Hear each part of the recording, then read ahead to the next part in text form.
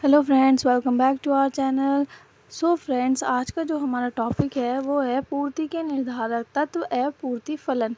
पूर्ति से रिलेटेड मैं आपको सारे टॉपिक्स पढ़ा चुकी हूँ। पूर्ति का नियम, पूर्ति का अर्थ, अपवाद, मान्यताएं आप चेक कर सकते हैं। आज का जो हमारा टॉपिक है वो है सप्लाई फंक्शन और डिटरमिनेंट्स ऑफ सप्लाई, यानी कि पूर्ति किस तरीके से फंक्शंस करती है और क्या क्या उसके निर्धारक तत्व होते हैं। देखिए, सबसे पहला है हमारा वस्तु की कीमत। अन्य बातें समान रहने पर यदि वस्तु की कीमत बढ़ जाती है तो पूर्ति भी बढ़ जाएगी। वस्तु की कीमत कम होने पर पूर्ति घट जाएगी। ये मैंने आपको पहले भी बताया था कि इसमें हम उपभोक्ता की साइड की नहीं देखते हैं, उत्पादक साइड की देखते हैं, जो वस्तु का उत्पादन कर रहा है।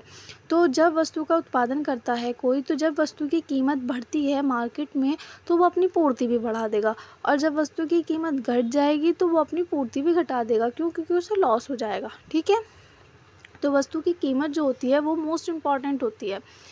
दूसरा है हमारा उत्पादन के साधनों की कीमत। यदि इस उत्पादन के साधनों की कीमत बढ़ जाएगी तो वस्तु की लागत बढ़ जाएगी और पूर्ति कम हो जाएगी।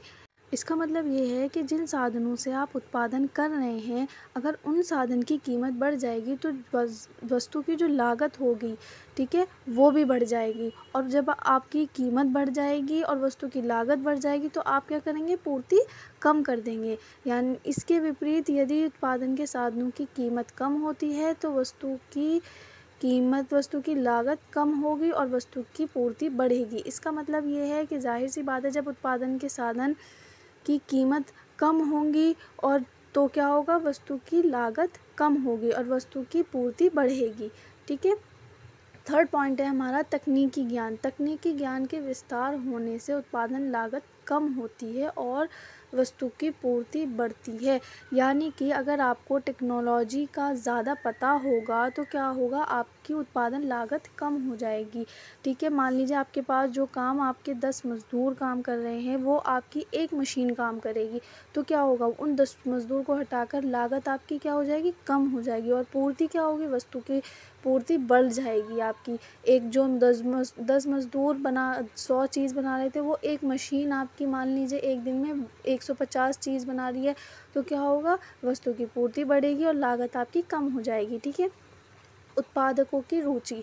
यदि उत्पादक की वस्तु की अपेक्षा दूसरी वस्तु का उत्पादन करना अधिक पसंद करते हैं तो इससे दूसरी वस्तु की अधिक पूर्ति होगी। इसका मतलब ये है कि मान लीजिए जिसमें जैसे मार्केट में जिस चीज़ की डिमांड ज़्यादा होती है तो जो उत्पादक होता है वो उसी चीज़ का उत्पादन करना ज़्यादा पसंद करता है। मान लीजिए आज कुछ डिमांड कुछ और है, कल को पब्लिक यानी कि जो उपभोक्ता है वो कुछ और डिमांड करेगा, तो क्या होगा? उससे उत्पादकों की रुचि बदल जाएगी। तो इससे क्या होगा? तो वो एक चीज़ का उत्पादन करने के बजाय दूसरी वस्तु का उत्पादन करेगा, तो उससे क्या होगा? उस दूसरी वस्तु की वो पूर्ति बढ़ जाएगी। ठीक है।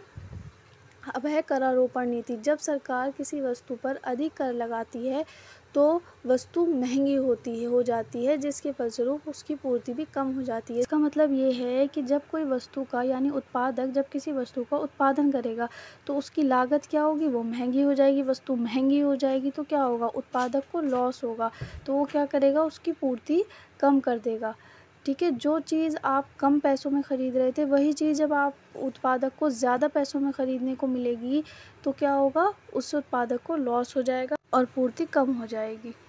अगर आपको वीडियो अच्छी लगी हो तो like, subscribe and share. Thanks for watching.